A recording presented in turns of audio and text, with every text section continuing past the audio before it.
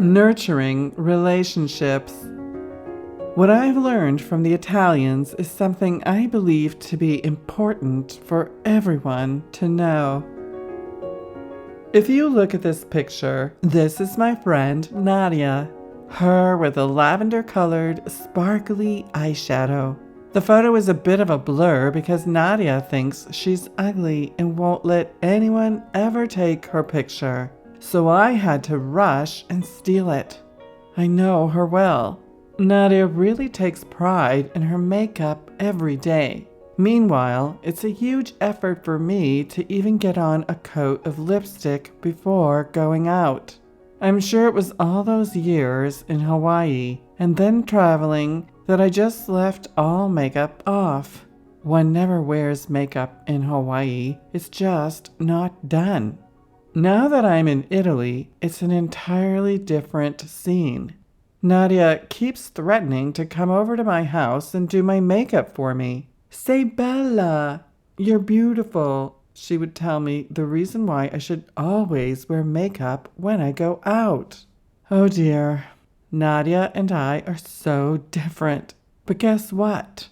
We love each other. What's so funny to me is that if I were anywhere else in the world, it's unlikely that I would be friends with someone who looked like Nadia. But I love her. I absolutely love her, and she tells me she loves me too. If you see this picture now from my blog, you will see, in fact, that it's written there in my coffee, Ti voglio bene. It's a light way for friends to say, I love you to each other in Italian. I hadn't seen Nadia in 2 months. First, I was gone, and then when I got back, she was on vacation. She made me my first cappuccino in a really long time, and we shared a special moment of reunion. The reason I'm outlining this is twofold. 1, relationships are what you make them, every time. 2, when you're open to love and are love, you become surrounded by it. It's law. When I first got to Assisi, I was so surprised by the loving, nurturing relationships I found here. It seemed like everyone was cut from the same cloth. Friendly, full of heart, dedicated to helping you no matter what you needed. Whereas when I would go back to America, well, it's hard for me to express it here. Let's just say there is a different culture. There are many places in the world where there is always room for one more, whether it's a place to stay or a place at the table, no matter what the circumstance. And then there are some places in the world where that's unthought of, and it's frowned upon to even ask. I realize now how much I am in the right place for me. I am surrounded by love. I am given love, and I can freely express it too. I have so much freedom in my life here because I'm not caught in any cultural, quote, acceptabilities. And the Italians will just perceive that whatever I do, it must be an American way and therefore accepted. Here's what's American that's not really acceptable in Italy if you're going to live there. And I want to share it with you as I feel I've learned so much from this.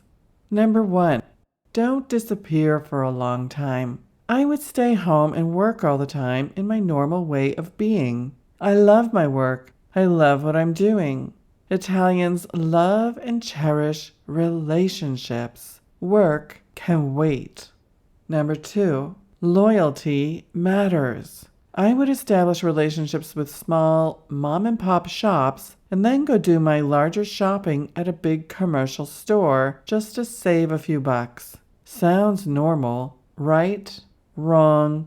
Loyalty and supporting family businesses matters.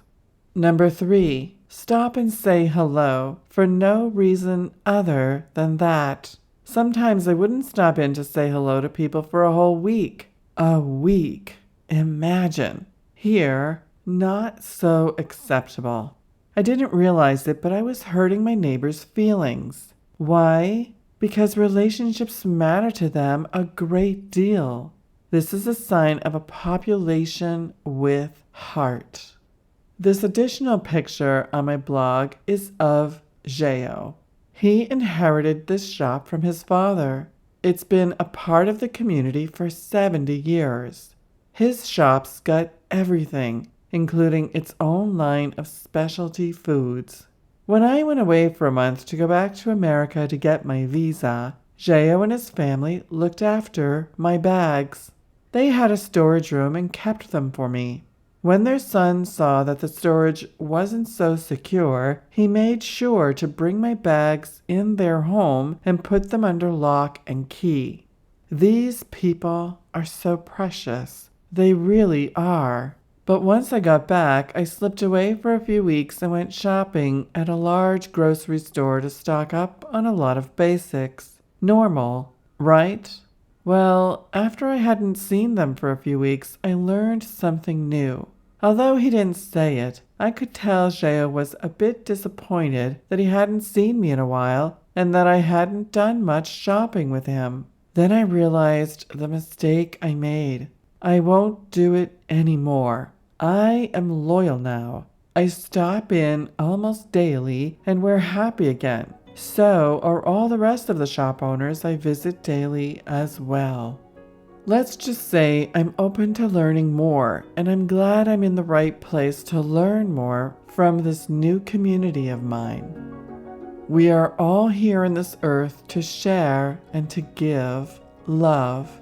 Let's spread it all around. Energy scans. Is it time for you to get an energy scan? If you've never had one, it's a great way to know what's going on in the energy of your chakras. So often we look to the outside of ourselves for what is going wrong and try to fix it there. In actuality, the world you are experiencing is the result of your energy, and your energy is emanating from your chakras. Find out more in the link in the description and receive a 10% discount when you're booking a package of 3, which can be used at any time this entire year.